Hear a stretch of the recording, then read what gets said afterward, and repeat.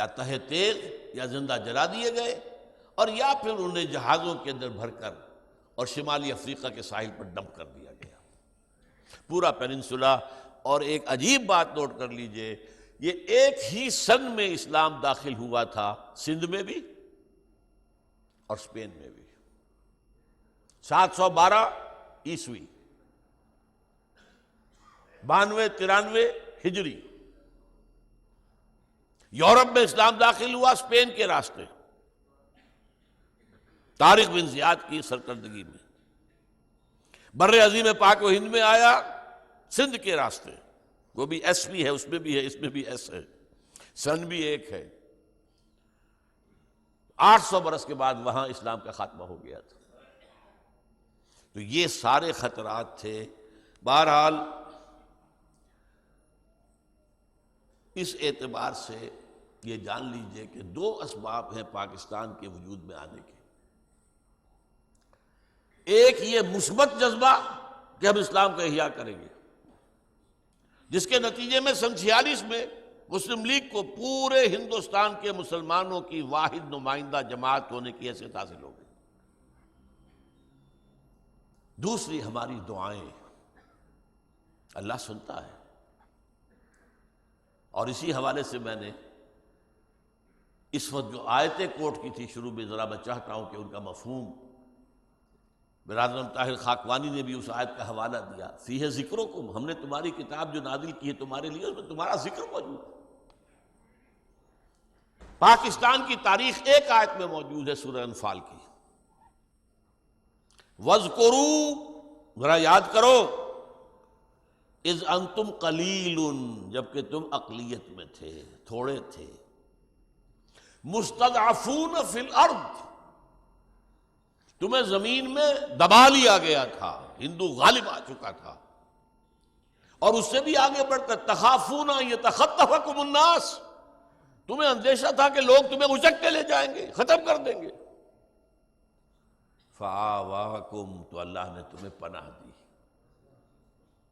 وَأَيَّدَكُم بِنَصْرِهِ، اور تمہاری مدد کی اپنی نصرت کے ساتھ، وَرَزَقَكُم مِّنَ الطَّيِّبَاتِ، تمہیں رزق پہنچایا پاکیزہ چیزوں کا، لَعَلَّكُمْ تَشْكُرُونَ، تاکہ تم شکر کرو، شکر کرو، اس آزادی کا حق ادا کرو۔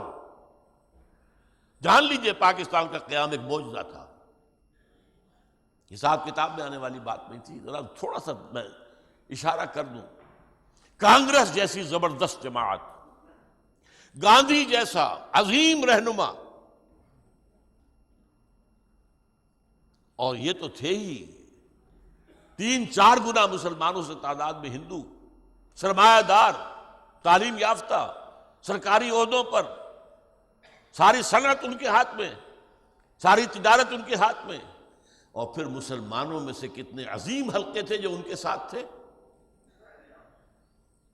ابوالکلام آزاد جیسا جینیس، حضرت مولانا مدنی رحمۃ اللہ علیہ اور ان کی تنظیم جماعت جمعیت علماء ہند، بڑی عظیم جماعت تھی، آپ چھوٹی بات نہ سمجھیے۔ اس میں تھوڑا سا ٹکڑا ٹوٹ کر آیا تھا جس نے جمعیت علماء اسلام بنائی تھی، مولانا شبیر احمد عثمانی اور مولانا ظفر احمد عثمانی، ورنہ پوری کی پوری جو تھی جمعیت علماء ہند پاکستان کی مخالف۔ پنجاب میں احراری، پاکستان کے دشمن، یاد ہے کہ نہیں؟ اور احراریوں سے بڑے مقرر پیدا کیے ہیں پاکستان، ہندوستان میں، شعلہ بیان مقرر، آگ لگا دینے والے۔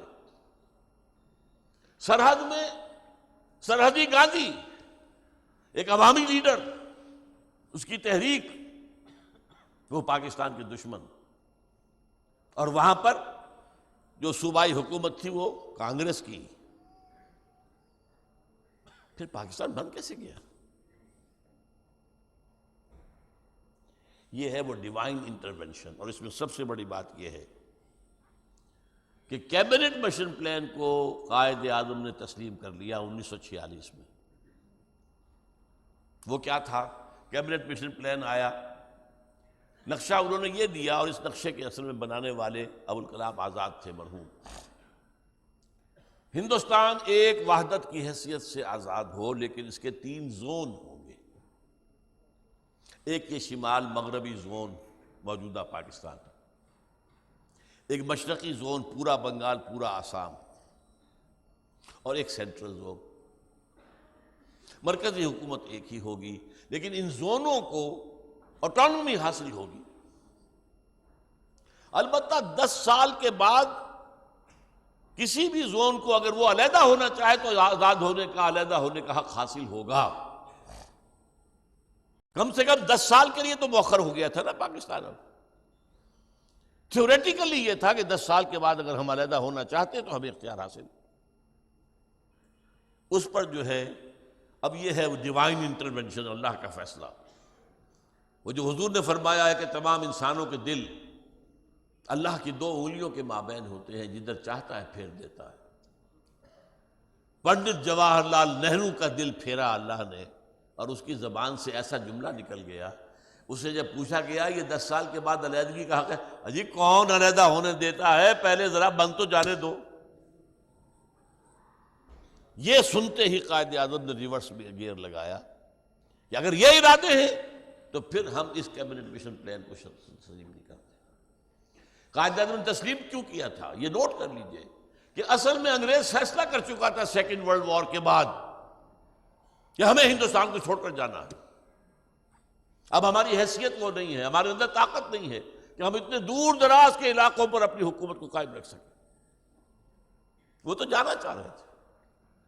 اب جب یہ کیبنٹ مشن پلان آیا اور یہ بہت عمدہ بظاہر نظر آ رہا تھا، اگر قائد اعظم جو ہے زمین پر پاؤں رگڑتے زیادہ تو انہیں اندیشہ تھا کہ انگریز یونیلیٹرل ٹرانسفر آف پاور کر کے چلتا بنے گا اور وہ کانگریس کو حکومت دے کے چلا جائے گا، تو اس کے بعد ظاہر بات ہے کہ واقعتاً شیر کے منہ میں سے نوالا نکالنا آسان نہیں۔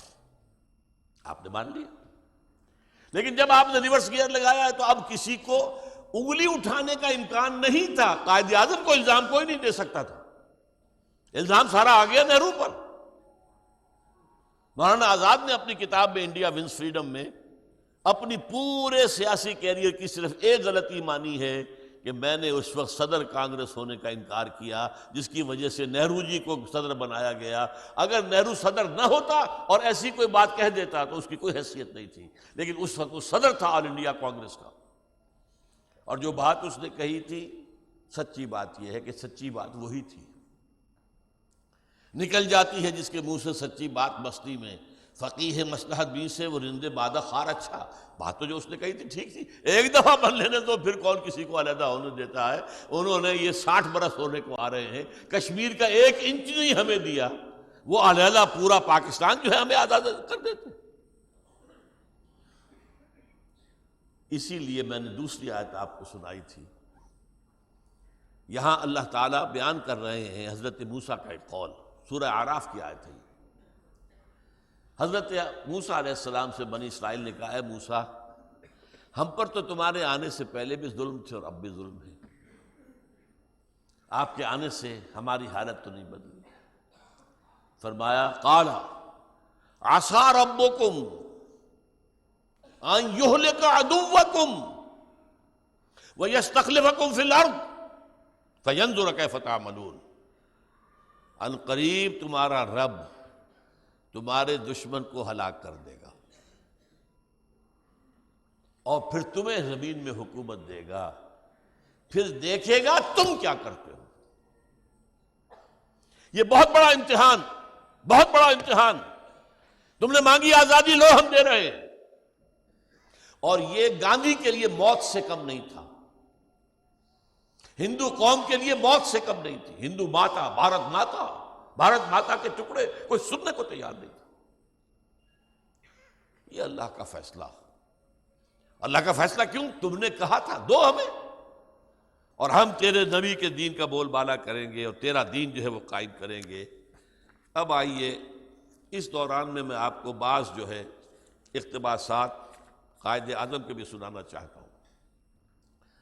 جو آج کہا جا رہا ہے، ایک چھوٹا سا جملہ، اس جملے کا بھی ایک حصہ لے کر کہ قائد اعظم تو سیکولر تھے۔